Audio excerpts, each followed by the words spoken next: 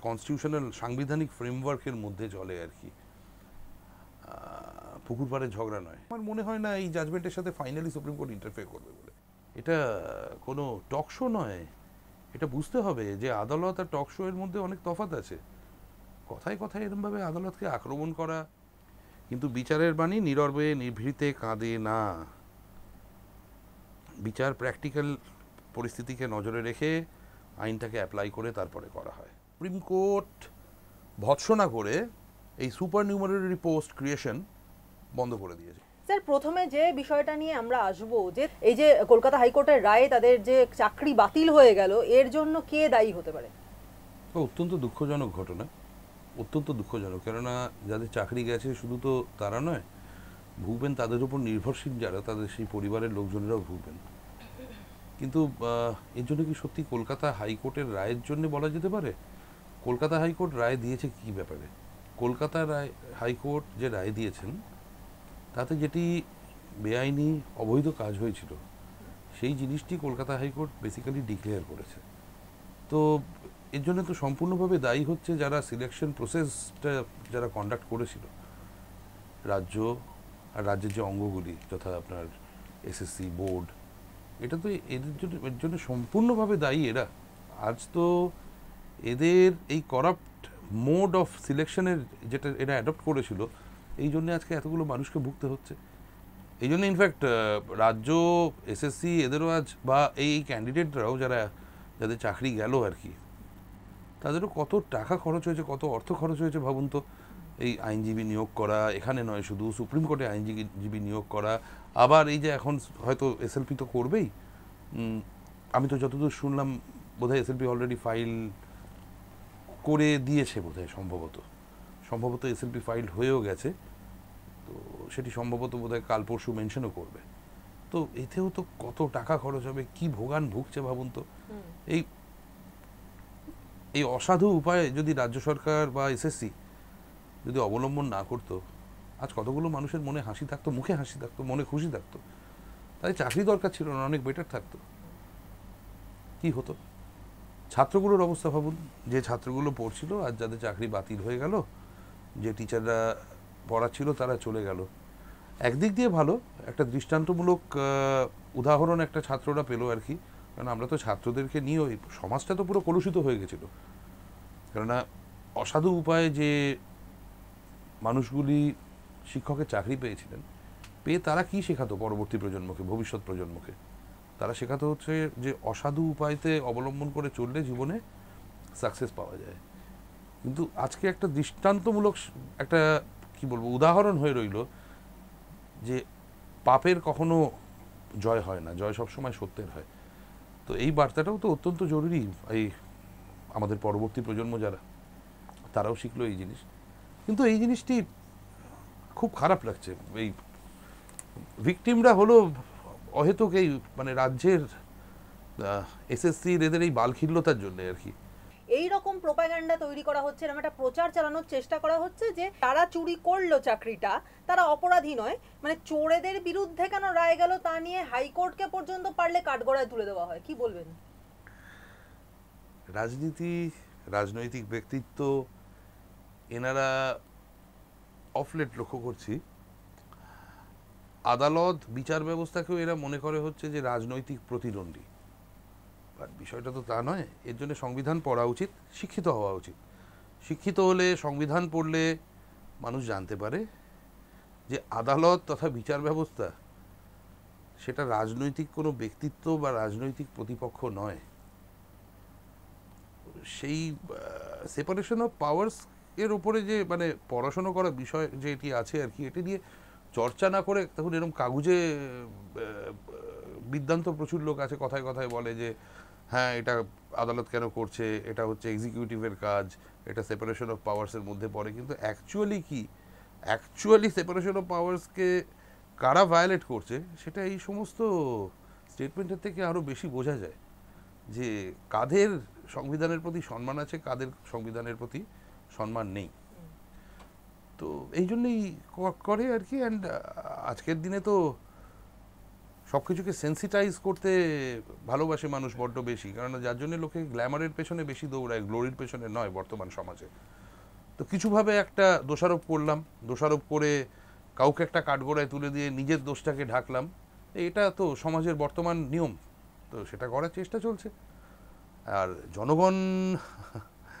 জনগণকে মনে করা হচ্ছে যে জনগণ হচ্ছে বোকা, যেরকমভাবে বলবে জনগণ সেরকম বিশ্বাস করবে, বাট সেটা কি আদৌ করে? সেটা তো 5 বছর অন্তর অন্তর বোঝা যায়।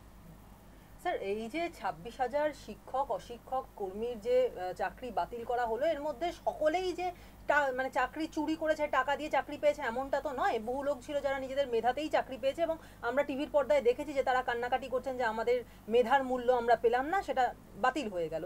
কিন্তু এখন প্রশ্নটা হচ্ছে এই যে বাতিল করা হলো, এই প্রসেসটা নিয়ে মুখ্যমন্ত্রী মমতা বন্দ্যোপাধ্যায় তিনি প্রশ্ন তুলছেন, বলছেন আমি তো আর সবটা দেখি না, এখানে এসএসসি রয়েছে, এখানে স্কুল সার্ভিস মানে কলেজ সার্ভিস কমিশন, অনেকগুলো আলাদা আলাদা দপ্তর রয়েছে যারা এই বিষয়টা দেখে, সুতরাং আমি এই সমস্তটা দেখি না, এবং মাধ্যমিক বোর্ড, কলেজ সার্ভিস কমিশন আলাদা আলাদা তারা দেখে, সুতরাং 26,000 ছেলেমেয়ের চাকরি খেলেন কেন সেই উত্তর দিন। এই প্রশ্ন তুলছেন মমতা বন্দ্যোপাধ্যায়, এবং তুলছেন কার বিরুদ্ধে? না হাইকোর্টের বিরুদ্ধে। এটি একটা কনস্টিটিউশনাল সাংবিধানিক ফ্রেমওয়ার্কের মধ্যে চলে আর কি,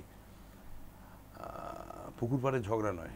তো সেটা বোঝা উচিত প্রত্যেকেরই।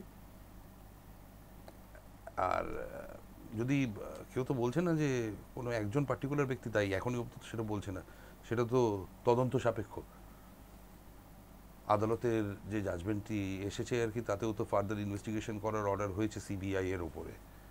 আমি একসময় এই মামলাগুলিতে সিবিআই এর হয়ে অ্যাপিয়ার করতাম, তো আমি জানি এক্স্যাক্টলি তদন্ত কিভাবে করা হয় বা কিভাবে করা হয়েছে বা কিভাবে করা হবে। তো উনি কেন নিজের ঘাড়ের উপরে নিচ্ছেন? যদি এই মন্তব্যগুলো করেন, উনি যদি বলেন যে আমি জানি না কিন্তু কেন করা হলো জবাবদিহি করা হোক, মানে বোর্ড করেছে, এসএসসি করেছে, তো তাহলে উনি নিজের ওপরে কেন নিচ্ছেন আর কি? তার মানে আগে থাকতে কি ইনসিকিউর হয়ে এই কথাগুলি বলা? মানে জানি না, আপনার প্রশ্ন, আপনি যেটা বলছেন, যদি উনি এটা বলে থাকেন তাহলে তো তার কনক্লুশন সেটাই হতে পারে আর কি। কেন এখনও তো আরও ফার্দার ইনভেস্টিগেশনের তো পরশু দিনকে জাজমেন্টেই এসছে, তাতে তো সিবিআইকে আরও বলা হয়েছে ফার্দার ইনভেস্টিগেশন করে ওই আরও ডেপথে ঢুকে বার করার আর কি, মানে ইন্টারোগেশন আরও কিছু কিছু করতে, লিঙ্কগুলোকে বার করা। তো জবাবদিহি করতে বলা আদালতকে, উনি কে? উনি কি পার্টি আছেন এই মামলাতে? যদি পার্টি থাকেন মামলাতে তাহলে অন্য ব্যাপার, আর যদি মামলাতে পার্টি না থাকেন তাহলে তো এই মন্তব্যগুলি করার কোনো ওনার এই নেই। আর আদালত কাউকে জবাবদিহি করে না, আদালত আইনটাকে লে ডাউন করে, আইনটাকে ইন্টারপ্রিট করে, আইনটাকে ডিক্লেয়ার করে। যারা 5 বছরও প্র্যাকটিস করেছে বা করেছেন 5 বছর, প্রত্যেকেই জানেন যে যেখানে পাবলিক এমপ্লয়মেন্ট, যেখানে হোয়াইট স্প্রেড করাপশনের উদাহরণ আছে, বা হোয়াইট স্প্রেড করাপশন, এনমাস করাপশন যেখানে পারপিটুয়েটেড হয়েছে, যেখানে হয়েছে, মানে এরকম আদালত পেয়েছেন, সেখানে অ্যাজ আ হোল সিলেকশন প্রসেসকে স্যাটিসফাইড করা হয়েছে। এটা আজ থেকে নয়, এটা বহু বহু দশক ধরে হয়ে আসছে। সুপ্রিম কোর্টের এরকম বহু বহু নিদর্শন আছে। 2021 সালে ইনফ্যাক্ট আমাদের বর্তমান ভারতবর্ষের প্রধান বিচারপতি মাননীয় ধনঞ্জয় ভাই চন্দ্রচূড়, উনি একটি জাজমেন্ট দিয়ে আমাদের পার্শ্ববর্তী একটি রাজ্যের এরকম একটি সিলেকশন প্রসেস, এন্টায়ার সিলেকশন প্রসেসটাকে কোয়াশ করে দিয়েছিলেন।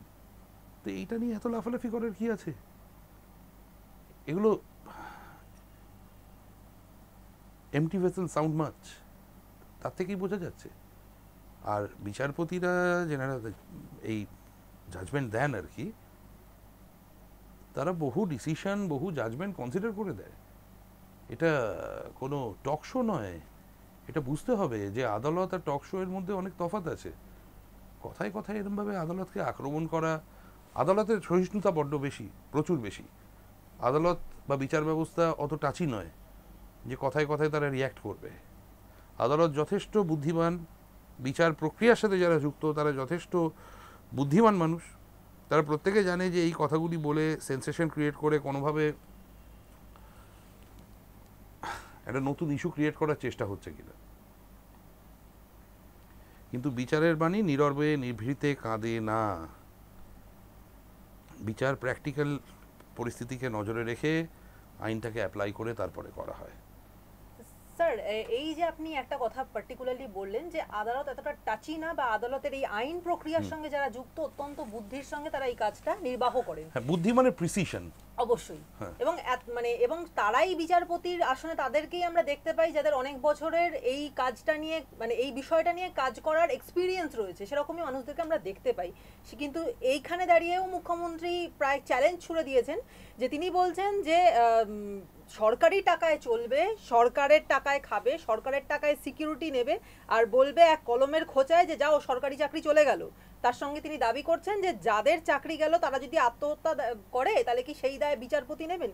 স্যার, প্রশ্নটা হচ্ছে মমতা বন্দ্যোপাধ্যায় যে এই জাতীয় ভাষায় একজন বিচারপতিকে আক্রমণ করছেন, এর আগেও তিনি করেছেন, তিনি অভিজিৎ গাঙ্গুলিকেও আক্রমণ করেছেন, মানে তিনি বা তার দলের লোকেরা এই যে ভাষায় মমতা বন্দ্যোপাধ্যায় আক্রমণটা করছেন, এতে কি মানে কন্টেম্পট প্রসিডিংস মানে ওনার বিরুদ্ধে করা যেতে পারে? সেটা কি হয় বা হতে পারে, এরকম কোনো চান্স আছে? এটা একটা ট্রেন্ড এনাদের, এটা তো বোঝাই যাচ্ছে শুনে, কারণ এটা তো সিঙ্গেল ইনস্টেন্স নয়, এটা হয়েই আসছে। এটা শুরু হয়েছিল 2011 সাল থেকে, সেই অ্যাসেম্বলিতে যখন প্রথম বলা হয়েছিল বিচারের বাণী নীরবে নিভৃতে কাঁদে, সেই নিয়ে কন্টেম্পট প্রসিডিংসও হয়েছিল। তারপর তো ডিফেন্স হিসেবে প্লিড করা হয়েছিল যে না, অ্যাসেম্বলি প্রসিডিংসের মধ্যে হাউসের মধ্যে হয়েছিল, তাই জন্যে ইমিউনিটি আছে, এক্সেট্রা এক্সেট্রা, এই সমস্ত করা হয়েছিল। বাট এটা একটা কন্টিনিউয়াস ট্রেন্ড।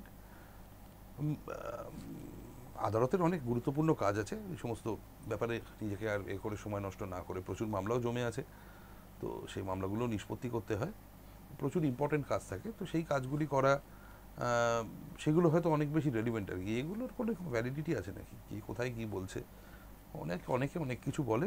এ সাংবিধানিক কোর্টগুলি এত অসহিষ্ণু নয় যে কোথায় কোন, আমরা এখন দেখি আর কি, কোনো একজন রাজনৈতিক ব্যক্তিত্ব বিরোধী রাজনীতির সাথে যুক্ত, তিনি কোনো একটি মন্তব্য করলেন, সেই নিয়ে আমরা দেখতে পাই হচ্ছে অথরিটি, মানে রাজ্য সরকারের বিভিন্ন অথরিটি, পুলিশের বিভিন্ন অথরিটি, আমি নাম করেই বলছি, ধরুন সিআইডিকে নিয়ে কি মন্তব্য করা হয়েছে, ওমা সিআইডির তরফ থেকে মানহানির মামলা করে দেওয়া হচ্ছে, বলছে সিআইডির মানহানি হয়েছে। আরে মানহানি একজন ব্যক্তির হতে পারে, একটি অথরিটির হতে পারে না। তো আজ সেই জায়গায় নেমে এসছে, আজকে মানে ব্যক্তি নিজেকে অথরিটির সাথে সম্পূর্ণভাবে গুলিয়ে ফেলছে, তো যার জন্যই তো রাবণ রাজ হচ্ছে। স্যার, তার মানে আপনি বলতে চাইছেন যে ব্যক্তি এবং যে সমষ্টি দুটো একরকম হয়ে যাচ্ছে, ফলে এনারা যারা এই ধরুন সিআইডির কথা বলেন, সিআইডির বিরুদ্ধে মানে সিআইডি বলছে আমার মানহানি হচ্ছে সেই জন্য মামলা করছে, তার মানে তারা এই আদালতের যে প্রসেসটা বা এই যে আইনটা সেটার সম্পর্কেই একেবারে অনভিজ্ঞ, আপনি বলতে চাইছেন?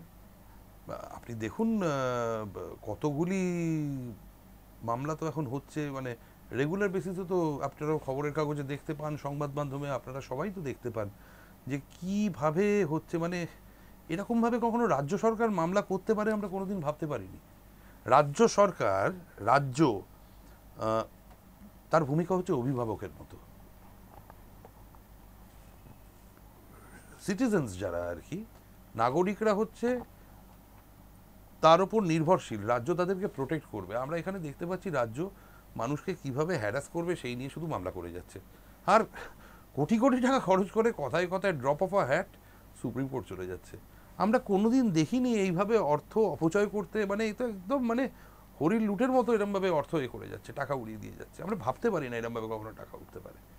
এখানেও দেখেছি কথায় কথায়, এখানে দেখেছি তাবড় সুপ্রিম কোর্টের আইনজীবীরা কথায় কথায় অ্যাপিয়ার করে যেতেন, তারা লক্ষ লক্ষ নয় বোধহয় কোটি কোটি টাকা তারা হয়তো তাদের পারিশ্রমিক হিসেবে নিয়ে গেছে। কেন? গরিব মানুষেরই তো টাকা, এটাও তো সরকারের নিজস্ব টাকা নয়, এটা তো মানুষের সাধারণ জনসাধারণেরই তো টাকা। কে তাদেরকে দিয়েছে, অধিকার দিয়েছে এরমভাবে অপচয় করতে? কে অধিকার দিয়েছে এরমভাবে অপচয় করতে? কোথায় যাচ্ছে শিক্ষা বন্ধুদের যে টাকাটা আসছে কেন্দ্রীয় সরকারের থেকে, সেই টাকার যে অ্যামাউন্টটা স্যাংশনড হয়ে আসছে, সেই পুরো টাকাটাও তো শিক্ষা বন্ধুরা পাচ্ছে না, রাজ্য সেই টাকাটা পে করে, ডিসবার্স করে। কোথায় যাচ্ছে বাকি অংশটা? টাকা তো এইভাবেই সাইফন্ড হচ্ছে। একটা মামলা আছে, একটা মামলা চলছে এই নিয়ে, এই বিষয়ে মানুষকে এরকমভাবে ডিপ্রাইভ করছে। এটা কি রাজ্যের দায়িত্ব? সরকারকে আনা হয় নির্বাচন করে, এটা একটা গণতন্ত্র। এদেরকে বুঝতে হবে যে গণতন্ত্রে প্রজাই হচ্ছে রাজা, আর এই নেতা মন্ত্রী যারা হচ্ছে এরা হচ্ছে প্রজাদের সেবক। প্রজারা ভিখিরি নয়, ভোট চাইতে ভিখিরির মতো তারা যায় ভোটের সময়, ভোটটা হয়ে গেলে পায়ের তলায় এরমভাবে অবহেলা করে প্রজাদেরকে মানে জনগণকে ফেলে দিয়ে জনসাধারণকে এই জিনিস করতে পারে না। একটা মানুষের যদি কনসিয়েন্স থাকে, শিরদাঁড়া থাকে, সে করতে পারে না। এরা মানুষ নয়, হয়তো এদের চিন্তাধারা মানুষের মতো নয়, তাই জন্য এরা এই জিনিস করছে। রাজ্যটাকে ধ্বংস করে দিয়েছে, সমাজটাকে ধ্বংস করে দিয়েছে, সমাজের চিন্তা শক্তি, চিন্তাধারাটাকে নষ্ট করে দিয়েছে এরা। এরা শুধু চৌর্যবৃত্তি শেখাচ্ছে। মনে করে দেখুন না, এরকম মতো স্টেটমেন্ট আমরা শুনেছি, কি কষ্ট লেগেছে। এটা একজন আইনজীবী হিসেবে নয়, এটা একজন সমাজ সচেতন নাগরিক হিসেবে বলছি, যে তোমাদেরকে কিচ্ছু করতে হবে না, তোমরা শুধু এই দলটা করো, দল তোমাদের ভবিষ্যৎ দেখে নেবে। এটি ছাত্রদের সামনে এই বক্তব্য রাখা হচ্ছে একটি মঞ্চ থেকে। কে রাখছেন? হেড অফ দি আমাদের এখানে যিনি মানে মাননীয় মুখ্যমন্ত্রী বলেছিলেন, নাম করেই বলছি, আমার নিজের কানে শোনা, টিভিতে আমি দেখেছি এই জিনিস দেখাচ্ছেন। উনি ওই তৃণমূল ছাত্র পরিষদের কোনো একটি প্রতিষ্ঠা দিবস বা কিছু দিবস এই জিনিস বলেছিলেন। ইজ ইট এক্সপেক্টেড যে তোমরা পলিটিক্স করো? তোমরা শুধু পলিটিক্স করো? আমরা বাইরে চলে গেছিলাম সিপিএম জমানায়, এখানে এতটাই রাজনীতিকরণ হয়েছিল শিক্ষার, আমরা বাধ্য হয়ে বাইরে থেকে গিয়ে আইন পড়ে এসেছি। কারণ এখানে আইন পড়ানো হতো না, এখানে হাতে ঝান্ডা দড়িয়ে ধর্মতলায় নিয়ে যাওয়া হতো মানুষকে। কলেজে যখন যেত তাদেরকে জোর করে। আমার মনে আছে ক্লাস 12 পাস করার পরে আমি এই ক্লাস 10 পাস করার পরে ক্লাস 11-এ যখন উঠলাম, তখন কলেজেও 11-12 ছিল। আমি যে স্কুলে পড়তাম সেই স্কুলেও আমি চান্স পেয়েছিলাম। তার আগে অ্যাডমিশন ছিল, সাউথ সিটি কলেজে অ্যাডমিশন নেওয়া হয়েছিল, কারণ আমাদের স্কুলের অ্যাডমিশন প্রক্রিয়াটা পরে শুরু হয়েছিল। আমি প্রথম যখন সে সাউথ সিটি কলেজে দেখতে গেছি, ক্লাস অ্যাটেন্ড করতে গেছি, সবাইকে লাল গোলাপ দিয়ে অভিনন্দন দিয়ে তারপরে বলছে প্রত্যেকে 2 টাকা করে দাও, তারপরে বলছে চলো ধর্মতলায় যেতে হবে। কোথায় কিউবার কি হয়েছে, কিউবা নিয়ে না কি করতে, এই সমস্ত বাচ্চা বাচ্চা ছাত্রদেরকে যেতে হবে। আমি বললাম নমস্কার, দরকার নেই, পড়াশোনা করতে এসেছি, এই করতে আসিনি। তারপরে তো বাধ্য হয়ে আইন পড়তে বাইরে যেতে হয়েছিল। তো আর কথায় কথায় শুনি যে 34 বছর ধরে এই হয়ে এসছে, এখন কেন এরকম হলে আমরা, আরে মানুষ তো 34 বছরে কি হয়েছিল সেটা চেঞ্জের জন্য অনেক আশা নিয়ে বুক বেঁধে নির্বাচিত একটি সরকারকে নিয়ে এসেছিল। আজ 15 বছর বাদেও তারা যদি বলে যে না না 15 বছরের আগের যে 34 বছর তখন এই জিনিস হয়েছিল, এখন কেন বলছেন, আরে আমরা কি পিছিয়ে ভাববো নাকি? মানুষ তো ভালোর জন্য জিনিস এক্সপেক্ট করে, মানুষ তো স্বচ্ছতা এক্সপেক্ট করে। আজ কোথায় সে স্বচ্ছতা? এই সিপিএম জমানোতেও আমি কোনোদিন মানে এত করাপশন দেখিনি। আমি পার্সোনালি আমি মার্কসিজমের সাথে একদম এগ্রি করি না, আমি বিরোধী মানসিকভাবে আমি বিরোধ করি মার্কসিজমের, বাট এরকম করাপশন আমি কখনো দেখিনি যখন সিপিএম এখানে সরকার চালাতো। এরা অন্য লেভেলের একটা সিস্টেমেটিক্যালি সমাজকে শেষ করে দিল, সমাজের চিন্তা শক্তিটাকে ধ্বংস করে দিল। বাচ্চাগুলোও ভাববে যে আমরা পলিটিক্স করব, চুরি করব, তোলা তুলবো, ব্যাস তাহলেই হয়ে যাবে। পড়াশোনা করে কি মানুষ সাকসেসফুল হতে পারে? এক শিক্ষক তিনি বলছেন যে আমরা অযোগ্য প্রমাণ করে বার করে দিক, আমার বিরুদ্ধে তো কোনো অভিযোগ নেই, ওএমআর ম্যানিপুলেট হয়েছে, এটা কোনো রায় হলো? 19,000-এর তো কোনো দোষ নেই, যেখানে বিচার ব্যবস্থাতেই বলা হয়েছে যে 5 জন অপরাধী ছাড়া পেয়ে যাক, কিন্তু একজন নিরপরাধীরও যেন শাস্তি না হয়। এটা শুধু ওএমআর শিটের ওই যেটা হার্ড ডিস্কের থেকে রিট্রিভ করা হয়েছিল শুধু সেটার উপরে তো ভিত্তি করে নয়। আপনি যদি দেখেন গোড়া থেকেই তো গলদ। যে কাজগুলি এই কনসালটেন্টদেরকে দিয়ে করানো হয়েছিল সেগুলো করার জন্য তো তাদের অথরিটি ছিল না। তো কে বলবে এখন যে যে কাজগুলো যাদেরকে আমরা মানে যাদেরকে বৈধ দেখা যাচ্ছে তাদেরটিও আদৌ বৈধ ছিল কিনা? সুপার নিউমেরিক পোস্ট তৈরি করা হয়েছে, যেটা নিয়ে এই যে আদালতের যে রায়, সেই রায়ের মধ্যে বারবার উল্লেখ করা হয়েছে সুপার নিউমেরিক পোস্ট তৈরি করা হয়েছে। এই সিদ্ধান্ত কে নিয়েছে বলে আপনার মনে হয়? থেকে প্রায় 2 দশক আগে সুপ্রিম কোর্ট ভৎসনা করে এই সুপার নিউমারি পোস্ট ক্রিয়েশন বন্ধ করে দিয়েছে, বলেছে যে সুপার নিউমারি পোস্ট এরমভাবে ক্রিয়েট করা যায় না। এই মামলাগুলি যখন চলছিল তখন জাস্টিস অভিজিৎ গঙ্গোপাধ্যায়ের ঘরে চলছিল, মাননীয় প্রাক্তন বিচারপতি এখন উনি। আমি অ্যাপিয়ার করছিলাম, তখন রাজ্যের তরফ থেকে মাননীয় বিচারপতির কাছে বলা হচ্ছে যে আমরা চেষ্টা করছি পুরো জিনিসটাকে সমাধান করতে, আমরা রাজ্যের তরফ থেকে একটা প্রপোজাল নিয়ে এসেছি সুপার নিউমারি পোস্ট ক্রিয়েট করার।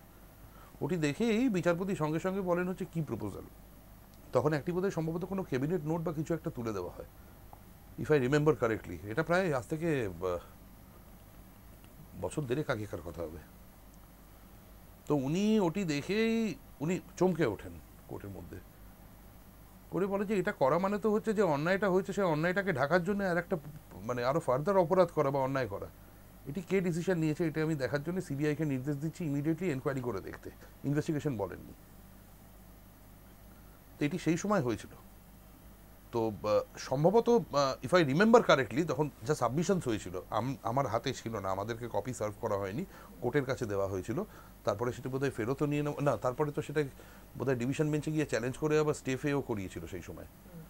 তো সম্ভবত এটা তো ডেফিনেটলি মানে সরকারের তরফ থেকেই সিদ্ধান্ত নিতে হবে, নইলে তো সুপার নিউমারি পোস্ট ক্রিয়েট করার হয় না, তো মানে হতে পারে না আর কি আদারওয়াইজ।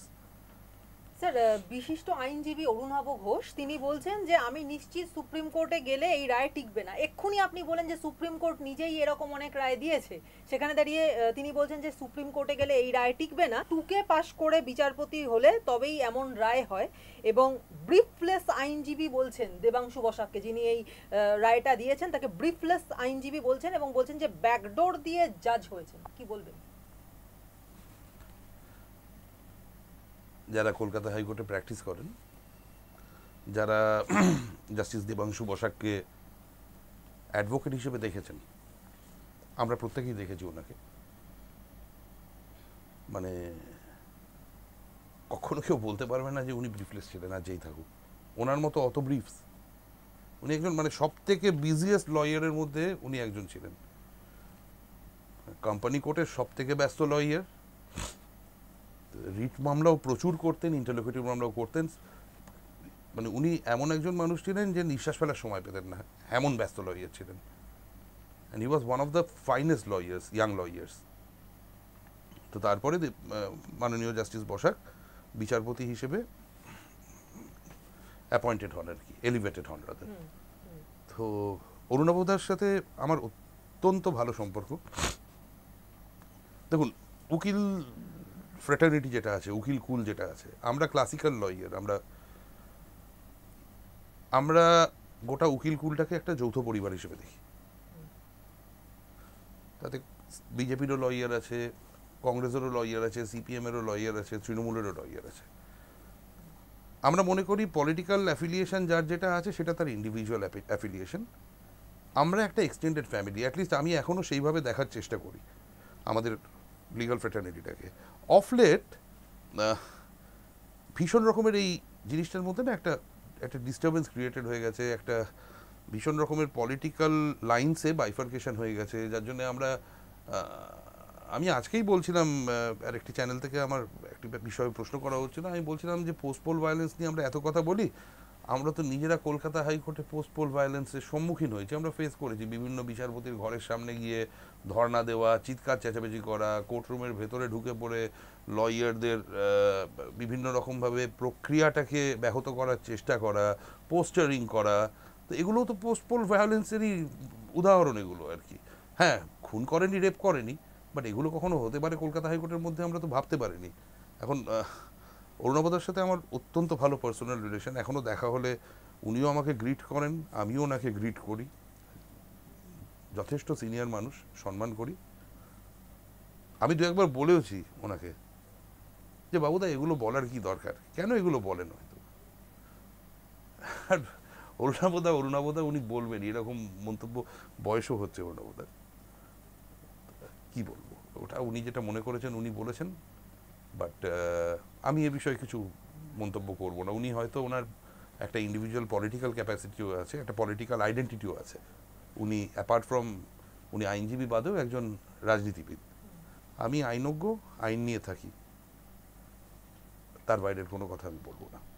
স্যার, আরও একজন আইনজীবী এবং বলা ভালো তিনি প্রাক্তন বিচারপতি যিনি আজকে রাজনীতিবিদ হয়েছেন, অভিজিৎ গঙ্গোপাধ্যায়, তারই ঘর থেকে কিন্তু এই মামলা শুরু হয়েছিল, তারই কোর্ট থেকে, মানে ঘর থেকে কিন্তু এই বলটা প্রথম বেরিয়েছিল এবং অবশেষে সেটা এই পরিস্থিতিতে এত পর্যায়ে এসে পৌঁছলো। এবং বারবার এই সময় কিন্তু অভিজিৎ গঙ্গোপাধ্যায়ের রায়ের কতটা যৌক্তিকতা ছিল সেটা নিয়ে প্রশ্ন উঠছে। মানে তিনি যে কতটা যুক্তিসঙ্গত রায় দিয়েছিলেন সেটা নিয়ে কিন্তু সবাই এখনো ধন্য ধন্য করছে।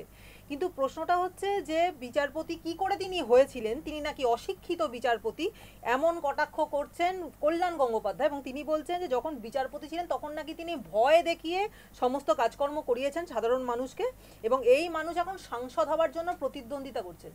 স্যার আপনার কাছে যেটা প্রশ্ন, যে আপনি তো পার্সোনাল লেভেলেও ওনাকে নিশ্চয়ই চিনতেন, তাকে কি দেখে কখনো আপনার এরকম ধরনের চিন্তাভাবনা এসছে মাথায় যে তিনি ভয় দেখিয়েছেন, অথবা তিনি মানে অযোগ্য বা বিচারপতির আসনে বসার যোগ্যতা তার নেই, এমন কি আপনার মনে হয়েছে? না, পার্সোনাল লেভেলে একজন বিচারকের বিচার ক্ষমতাকে তো আমি অ্যাসেস করতে পারবো না।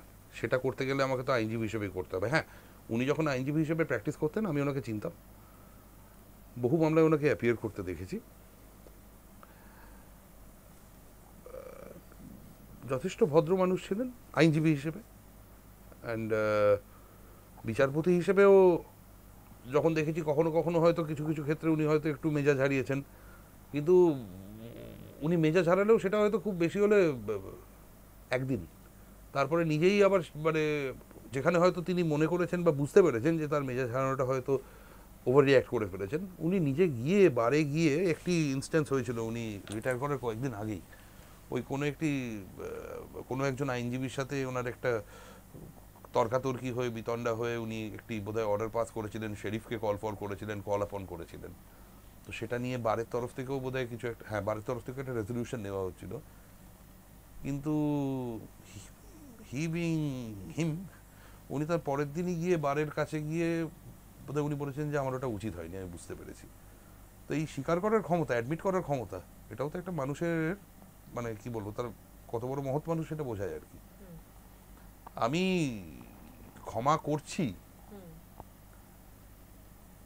সেটার থেকেও বেশি হচ্ছে যে না আমার মনে হয় আমার ক্ষমা চাওয়া উচিত, এই চিন্তাধারাটা আনা আর কি। তো এরকমই আর কি। আর কল্যাণদা আর অভিজিৎদার ব্যাপারে যেটা বলছেন, দুজনেই এখন রাজনীতিতে দুই পার্টির হয়ে লড়ছেন, তো এগুলো রাজনৈতিক মন্তব্য। এখন তো অনারেবল জাস্টিস গঙ্গোপাধ্যায়ও বিচারপতি নেই, উনিও প্রাক্তন বিচারপতি, আর কল্যাণদাও যে মন্তব্যগুলো করছেন উনিও তো এটা সিনিয়র অ্যাডভোকেট হিসেবে করছেন না, উনি নিশ্চয়ই যে দলের হয়ে উনি কন্টেস্ট করছেন সেই দলের থেকে করছে আর কি। তো এগুলো রাজনৈতিক চুটকি হয়তো, তার বাইরে কিছু নাই। কিন্তু রাজনৈতিক চুটকি হিসেবে বলছেন বটে, কিন্তু বিস্ফোরক কথাবার্তা তো, মানে কল্যাণ বন্দ্যোপাধ্যায় তিনি বলছেন যে আইনজীবী হিসেবে নাকি অভিজিৎ গঙ্গোপাধ্যায়ের মানে ভালো মামলা করেছেন এমন কোনো জাজমেন্ট রিপোর্ট নেই, অথবা বিচারপতি থাকাকালীন তিনি নাকি লাইন করে বিজেপিতে গিয়েছেন, চক্রান্ত করেছিলেন কি করে চাকরি খাওয়া যায়, এবং এখন যে দলটাকে তৃণমূল বারবার বিজেপিকে বারবার চোরের দল বলে দাগিয়ে দিয়ে এসেছে, এখন বলছেন তিনি নাকি সেই চোরের দল বা ডাকাতের দলের সর্দার হয়ে উঠেছেন। আরে দেখুন, উনি যথেষ্ট সাকসেসফুল জাস্টিস গঙ্গোপাধ্যায়, উনি আইনজীবী হিসেবে প্র্যাকটিস করেছেন এখানে বহু বছর, তারপরে উনি বিচারপতি হয়েছেন আর কি কলকাতা হাইকোর্টের। বিচারপতি তো লাইন করে হওয়া যায় না, বিচারপতি হওয়ার জন্য তো একটা কলেজিয়ামের সিস্টেম আছে, বিভিন্ন স্তর থেকে মানে ক্লিয়ার হলে তারপরে বিচারপতি হয় আর কি। রাজ্যেরও তার মধ্যে একটা ভূমিকা থাকে। আমাদের বর্তমান মুখ্যমন্ত্রী তো ইনফ্যাক্ট একজন বিচারপতি যাতে কনফার্ম না হয় সেই জন্য চিঠি দিয়ে দিয়েছিলেন যে এটাকে কনফার্ম করো না। রাজ্যেরও একটা ভিউজ নেওয়ার ব্যাপার থাকে, তো তো রাজ্যের ব্যাপার থাকে, তারপরে সেখান থেকে যায় হচ্ছে কলেজিয়ামে, সুপ্রিম কোর্টের মানে হাইকোর্টের কলেজিয়াম থেকে নাম ক্লিয়ার হলে সেটা প্লেসড হয় সুপ্রিম কোর্টের কলেজিয়ামে, ministry of law and justice. তো এরকম তো নয় যে লাইন করে এরকমভাবে হয় আর কি, এর মধ্যে তো এটা একটা কি বলবো, এটা একটা চেন প্রসেস একটা আর কি। তো ওরমভাবে এগুলো আই এম শিওর এগুলো পলিটিক্যাল স্টেটমেন্টস আর কি। মানে আপনি বলছেন না বিস্ফোরক, ওই বিস্ফোরণের উপরেই তো বেঙ্গল দাঁড়িয়ে আছে। দেখছেন না বিভিন্ন জায়গায় যখন তখন বিস্ফোরণ হচ্ছে, এখান থেকে বোম ফাটছে, এখান থেকে রামনবমীর মিছিলের উপরে বোম ছুটছে, হ্যাঁ ভূপতিনগরে দেখছেন তো কি হচ্ছে, কিভাবে বিস্ফোরণ হচ্ছে, বিভিন্ন জায়গায় বাজি কারখানা জ্বলার নামে কি হচ্ছে।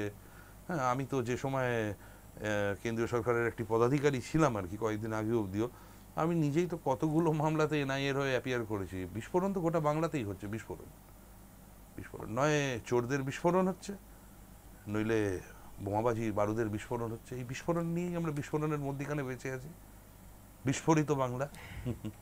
স্যার এই মানে এই যে পার্সোনাল লাইফের যে কাদা ছোড়াছুড়ি সেটার বাইরে বেরিয়ে আমরা একটু কথা বলি। সেটা হচ্ছে যে অভিজিৎ গঙ্গোপাধ্যায়কে ছেড়েই দিলাম, কল্যাণ বন্দ্যোপাধ্যায় আরও একটা মানে বিষয় নিয়ে কথা বলছেন। সেটা হচ্ছে হাইকোর্টের এই জাজমেন্ট নিয়ে তিনি বলছেন যে হাইকোর্ট যে রায় দিয়েছে সেটা সম্পূর্ণভাবে ত্রুটিপূর্ণ, এই জাজমেন্ট থাকতে পারে না, এবং কারোর বিরুদ্ধে অভিযোগ থাকলেও 75%-এর বিরুদ্ধে তো কোনো অভিযোগ ছিলই না। সেখানে দাঁড়িয়ে এমন রায় কি করে দেওয়া হলো, কি বলবেন? না না, এই তো দেখুন, এসএলপি তো হবেই, এসএলপি তো হয়েওছে বোধহয়, আমি যা শুনছিলাম আর কি। একটি তো বোধহয় এসএলপি অলরেডি রাজ্য সরকারের থেকে ফাইল করে দিয়েছে বোধহয় ওরা, এখন তো করবেই, কেননা সব কিছুকেই তো রাজনীতিকরণ করার মানে বাংলার এখন নিত্য নৈমিত্য এখন অভ্যেস হয়ে গেছে আর কি। দেখুন, এটা যে নেচারের মামলা, যে নেচারের, আমি আইনজীবী হিসেবে বলছি, এসএলপি করলে এসএলপি হয়তো অ্যাডমিটেডও হবে, ভেরি হাই চান্সেস অ্যাডমিটেড হবে, স্টেও হয়তো হবে কিছু পোর্শনস, বা হয়তো পুরো জাজমেন্টটাই স্টে হবে আপাতত। কারণ এসএলপি অ্যাডমিটেড হয়ে যদি স্টে না হয় তাহলে তো মামলাটাই ইনফ্রাকচুয়াস হয়ে যাবে এসএলপিটা, মানে এসএলপিটা শুনানির তো কোনো মানে থাকবে না। যদি এসএলপি অ্যাডমিট হয়ে বসে থাকে কিন্তু চাকরিগুলো যদি বলেছে যে চাকরিগুলো চলে যাবে, সেই চাকরিগুলো চলে যায়, তাহলে তো এসএলপির আর কোনো মেরিটই পড়ে থাকবে না শুনানির জন্য। বাট আলটিমেটলি কী হবে সেটা সুপ্রিম কোর্টেই দেখা যাবে। আমার মনে হয় না এই জাজমেন্টের সাথে ফাইনালি সুপ্রিম কোর্ট ইন্টারফেয়ার করবে বলে। ইনিশিয়ালি হয়তো অ্যাডমিটেড হবে, ইনিশিয়ালি হয়তো স্টে হবে, হয়তো কিছু পোর্শন স্টে হতে পারে, হয়তো হোল স্টে হতে পারে, বাট আলটিমেটলি আমার মনে হয় না সুপ্রিম কোর্ট সম্ভবত এই জাজমেন্টটিকে আপহোল্ড করবে। স্যার, একটা শেষ প্রশ্ন করছি, সেটা হচ্ছে যে কল্যাণ বন্দ্যোপাধ্যায় বলছেন যে ভারতীয় জনতা পার্টি নাকি আসলে চাকরি খেতে চাইছে, দেশে এত বিপুল সংখ্যক বেকার রয়েছে কিন্তু তারপরেও বিজেপি সবসময় চায় কাজ চলে যাক, এবং বিজেপির মূল উদ্দেশ্য হচ্ছে বাঙালিদের চাকরি চলে যাক। সুপ্রিম কোর্টে এই জাজমেন্ট যদি যায় তাহলে 5 মিনিটের মধ্যে স্থগিত হয়ে যাবে। স্যার, যেটা প্রশ্ন আপনার কাছে সেটা হচ্ছে যে অলরেডি আমাদের বাংলায় আমরা দেখতে পাচ্ছি যে ছেলেমেয়েরা চাকরি খুঁজতে বাংলার বাইরে চলে যাচ্ছে, বাংলায় আমরা কোনো চাকরির জায়গাই দেখতে পাচ্ছি না। যদিও মমতা বন্দ্যোপাধ্যায় দাবি করছেন যে 10 লক্ষ নাকি সরকারি চাকরি তার তৈরি হয়ে রয়েছে, কিন্তু মানে সেই 10 লক্ষ চাকরি যে কোথায় তৈরি হয়ে রয়েছে তা কেউ জানে না, কোনো ছেলে মেয়ে সেই চাকরি পায় না।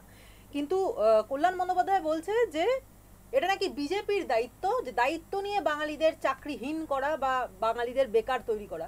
যে মানে যে সরকারটা একটা কেন্দ্রে বসে আছে তার পক্ষে কি দেশের মানুষের চাকরি কেড়ে নেওয়াটা তার নিজের সরকার টিকিয়ে রাখার পক্ষে খুব একটা যুক্তিযুক্ত হতে পারে? আপনার কি মনে হয়? এই 10 লক্ষ চাকরি যেটি আছে বলছেন, আছে তো, আপনি দেখেননি? এই 10 লক্ষ চাকরিগুলি লুকিয়ে আছে হচ্ছে আমফানের পরে রাজ্য সরকারের তরফ থেকে যে 10 কোটি গাছ পোতা হয়েছিল সুন্দরবনে, সেই 10 কোটি গাছের মধ্যে 10 লক্ষ চাকরি লুকিয়ে আছে। আর রইল কথা বাংলার ছেলেমেয়েদের চাকরির ব্যাপারে, হ্যাঁ চাকরি করে তো। আমি যেখানে ভারতবর্ষের মধ্যে যাই আর কি, বিদেশে গেলে দেখতে পাই না, বিদেশে গেলে বাংলাদেশিগুলোকে দেখি আর কি, যে ওরা ওই ওয়েটার ফেটার সমস্ত কাজ করছে। আমি ভারতবর্ষের মধ্যে যেখানেই যাই আমি সারাক্ষণ কখনো মনে হয় না ঘরের বাইরে আছি, যে হোটেলেই থাকবো আর কি, সেখানেই আমার ভাই বোনদেরকে পাই আর কি, বাংলার বিভিন্ন ডিস্ট্রিক্ট থেকে গেছে আর কি, সব ওয়েটারের কাজ করছে, সার্ভিস করছে, রেস্টুরেন্টে রান্না করছে, সব এসে গল্প করে আমার সাথে। আমি একটু আড্ডা বাজ মাঝে মধ্যে সময় থাকলে গল্প করতে বসি আর কি, সব গল্প সুখ দুঃখের গল্প করে, বলে যে স্যার জানেন তো আমাদের গ্রামে যুব সমাজ এখন হয়তো 10% পড়ে আছে, বাকি 90% আমরা সবাই এখানে বিভিন্ন হোটেলে কাজ করছি। আর ওয়ারাজ আমি যখন পদে ছিলাম, ধরুন সমস্ত আইএএস অফিসারদের সাথে ইন্টারঅ্যাক্ট করতাম, বহু আইএএস অফিসার, আইপিএস অফিসার কাজের সাথে মানে সূত্রে করতে হতো। তো আইএএস অফিসারেরা দেখি বেশিরভাগই হচ্ছে আপনার উড়িষ্যা থেকে, আর আইপিএস অফিসাররা বেশিরভাগই হচ্ছে নয় আমাদের মানে পার্শ্ববর্তী রাজ্য বিহার থেকে, আর নইলে দক্ষিণ ভারতের থেকে। আর আমরা এখন হচ্ছে এই হোটেলে ওয়েটারের কাজ করতে অভ্যস্ত, রেস্টুরেন্টের কাজ করতে। আমি পুরী গেছিলাম কয়েকদিন আগে, আমি পুরীতে গিয়ে যে হোটেলে ছিলাম, মেফেয়ারে ছিলাম, 31 জানুয়ারি 1 তারিখে মানে মহাপ্রভু জগন্নাথের প্রথম দর্শনটা করব বছরের শুরুতে, সেই জন্য গেছিলাম। পুরীতেও হোটেলেও সার্ভিস করছে সেই ছেলেগুলো হচ্ছে সব মানে পশ্চিমবঙ্গের ছেলে। আর তোমরা পাশেই তো, তোমরা উড়িষ্যায় চলে এলে কেন? তো না না, এখানে আরো ভালো আছি, এখানে কাজ পাচ্ছি, ভালো, প্রচুর উন্নয়ন হয়েছে, প্রচুর উন্নয়ন। আর করেছে চুরি, করাপশন, তার জন্যে আদালত রায় দিয়েছে, রায় দিয়ে একটা করাপ্ট সিস্টেমকে ডিক্লেয়ার করেছে যে ভয়েড, তার সঙ্গে কোনো পার্টিকুলার পলিটিক্যাল পার্টির কীভাবে আসে, এটা পলিটিক্যাল স্টেটমেন্ট, এটা সম্ভবত পলিটিক্যাল স্টেটমেন্টে দেখুন আইনি আইনের আইনজীবী হিসেবে মন্তব্য করা সম্ভব নয়। তো পলিটিক্যাল স্টেটমেন্ট আমার মনে হয় না মানে আমি উত্তর দিতে সক্ষম বলে আর কি। কেননা এটা হয়তো বিজেপির নামে বলেছে, তো যারা বিজেপির অফিসিয়াল স্পোক্স পারসন তারা রিয়াকশন দেবেন। আমি একজন আইনজীবী হিসেবে আমি কীভাবে বলবো এটা? বিজেপি এর সাথে আমার তো মনে হয় না রিমোটলি কানেক্টেড বলে আর কি। চাকরি খাওয়ার সাথে বিজেপির কোথায়? এতদিন ধরে মামলা চলছে, অদ্ভুত অদ্ভুত কথা আর কি। যাই হোক।